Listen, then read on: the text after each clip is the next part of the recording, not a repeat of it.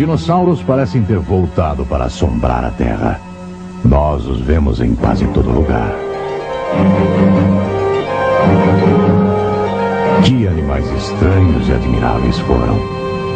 Tantos tipos diferentes, desde os gigantescos até as miniaturas. As crianças começam a aprender sobre os dinossauros pouco depois de entrarem na escola. As pessoas que têm espírito aventureiro parece que dariam quase qualquer coisa para achar um dinossauro de verdade vivo em algum lugar do mundo. Mas é claro que os cientistas da linha que a maioria aceita dizem que isso é impossível. Os evolucionistas já há muito tempo quiseram concluir que os dinossauros fizeram parte de uma grande era dos répteis de uns 200 milhões de anos passados. De acordo com a teoria deles, os dinossauros se tornaram extintos há uns 70 milhões de anos. E o homem só evoluiu há uns 4 milhões de anos. Então, nenhum homem poderia jamais ter visto um dinossauro vivo. Entretanto, várias novas descobertas extremamente interessantes indicam que o homem e os dinossauros podem ter vivido juntos num passado não tão remoto. O homem atual talvez tenha que repensar totalmente as teorias de como essas criaturas enormes se encaixam na história da raça humana.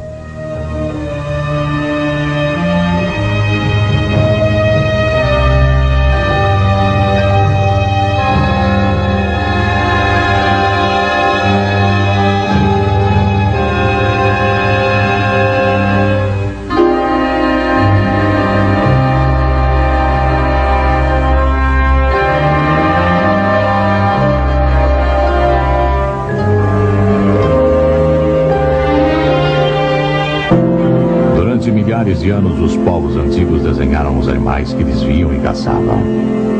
Alguns deles retrataram animais pré-históricos, tais como o mamute e o rinoceronte peludo.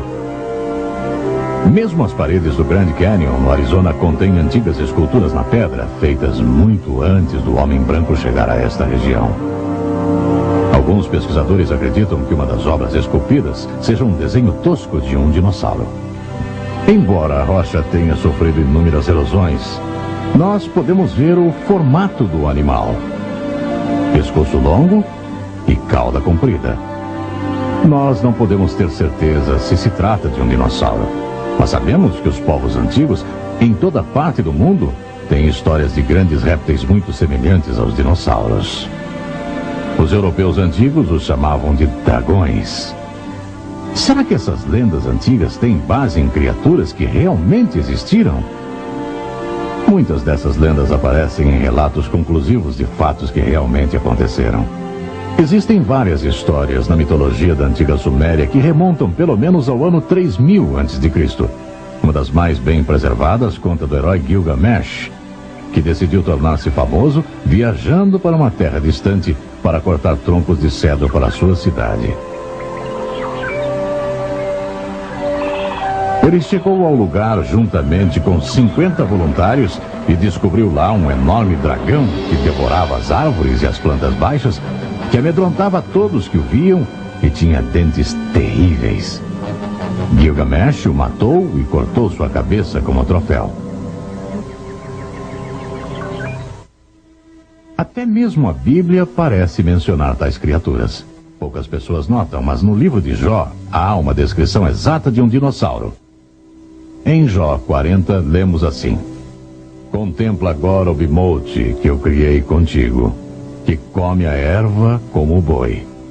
Sua força está nos seus lombos, e o seu poder nos músculos do seu ventre. Endurece a sua cauda como cedro.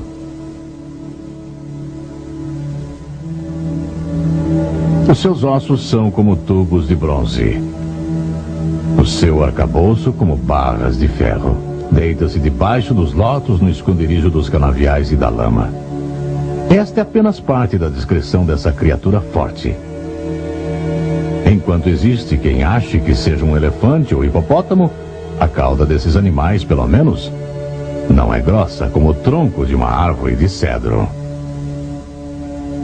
A descrição desse behemoth é dada como a do maior e mais forte animal da Terra, criada para mostrar ao homem a força admirável de Deus. Nos escritos antigos sobre a Babilônia, há pelo menos uma referência clara a um dragão vivo. O registro diz: e no mesmo local havia um grande dragão que as pessoas da Babilônia adoravam. E o rei disse a Daniel: dirás tu, então, que esse também é de bronze? Eis que ele está vivo, ele come, ele bebe. Tu não podes dizer que ele não é Deus vivo. Portanto, prostre-se diante dele. As histórias antigas da Índia mencionam com frequência animais do tipo do dinossauro. Quando o famoso conquistador Alexandre o Magno estava atacando algumas das cidades da Índia, ele encontrou muitos grandes répteis que os indianos guardavam em cavernas e adoravam. Os indianos imploraram a Alexandre que não incomodasse os animais, e ele concordou. Quando o exército estava em marcha, passando por uma das cavernas, o grande réptil escutou o barulho e pôs a cabeça para fora.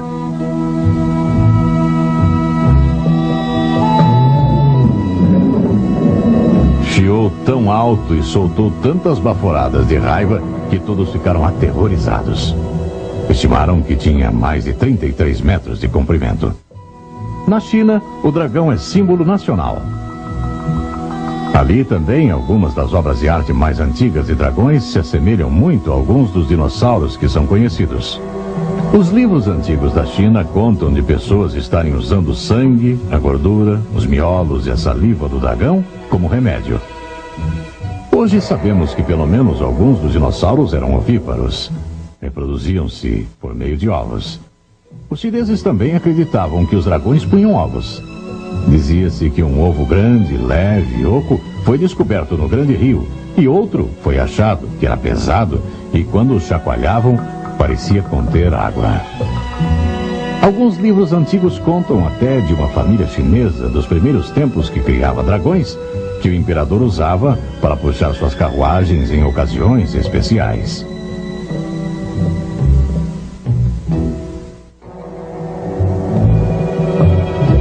Com o passar dos séculos, os artistas chineses começaram a desenhar o dragão com muitos chifres ornamentais e voltas no corpo para combinarem com os desenhos muito elaborados de sua cerâmica, seus bordados e esculturas. Como muitos outros povos, sua crença era tão forte que até desenharam suas embarcações para parecerem dragões do mar. Os países escandinavos tiveram tantas histórias de dragões como qualquer outro lugar do mundo. Uma antiga lenda escandinava conta de um dragão que tinha um corpo grande como um boi. Tinha 2 pernas traseiras longas como as de rã e 2 pernas dianteiras curtas. O corpo era coberto de escamas. Tinha mandíbulas monstruosas e era capaz de saltar como uma rã. Parece bem a descrição de vários dinossauros conhecidos. Os paleontólogos hoje acreditam que alguns desses animais eram mesmo capazes de usar suas fortes pernas traseiras para saltar. Muitos grandes heróis mataram o que supostamente era um dragão. Existe a história de Beowulf, que matou um dragão que vivia perto do mar. E de São Jorge, que matou um dragão que vivia numa caverna. Embora os artistas medievais e renascentistas muitas vezes desenhassem esses animais com partes bem imaginativas, os dragões frequentemente pareciam muito com as reconstruções atuais dos tipos de dinossauros conhecidos. Um escritor irlandês do século X registrou um encontro com uma grande fera que lembra um estegossauro. Descreveu o animal como tendo pregos de ferro na cauda, que apontavam para trás, cabeça um pouco parecida com a do cavalo e pernas grossas e feias com garras de ferro. A cidade de Nerluc, na França, ganhou novo nome para celebrar o feito da morte de um dragão ali. Conforme alguns dos detalhes que contam do animal, parece semelhante ao triceratopio, porque diziam que era armado de presas pontiagudas como espadas, que o corpo era maior do que o de um boi.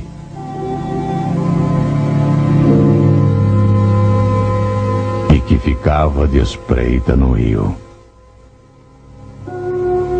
No século XVI, um conhecido livro científico ainda tinha os dragões como animais vivos, embora extremamente raros.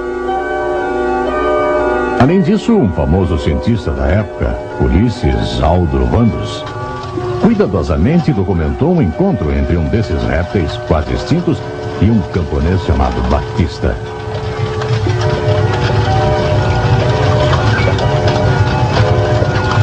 Os pobres monstros tinham ficado tão reduzidos em número e em tamanho que no dia 13 de maio de 1572, esse simples boiadeiro italiano matou um dragão que silvava perto de Bolonha apenas com uma bordoada na cabeça.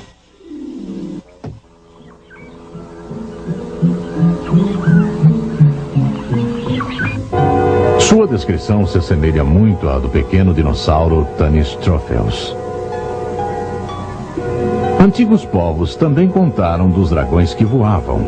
O famoso grego Heródoto, historiador e explorador, contou a respeito de répteis que voavam no Egito. Parecem-nos os ranforrincos. Ele descreveu o corpo corretamente como o de cobra e as asas como as de morcego.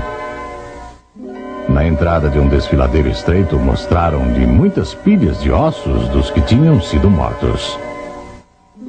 O folclore da tribo dos índios Sioux conta de uma expedição de guerreiros Sioux que estavam caçando durante uma tempestade.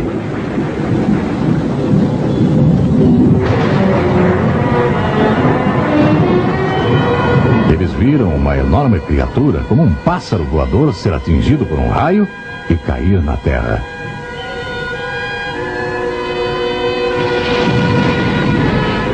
Depois de muitos dias de procura, acharam o que tinha sobrado da criatura. Ela possuía grandes garras nos pés e nas asas, e o bico era longo e afiado. Havia uma crista de osso na cabeça e possuía uma envergadura de 6 metros de comprimento. A descrição combina perfeitamente com o extinto Pteranodon. Os índios nunca tinham visto uma ave semelhante. Eles o chamaram de pássaro-trovão e tem estado presente em contos indígenas desde aquele tempo. Répteis voadores também foram vistos na Europa na crônica anglo-saxônica. E uma autoridade registrou ter visto um réptil voador próximo do Monte Pilatos, na Suíça, já em meados de 1649. Se as muitas histórias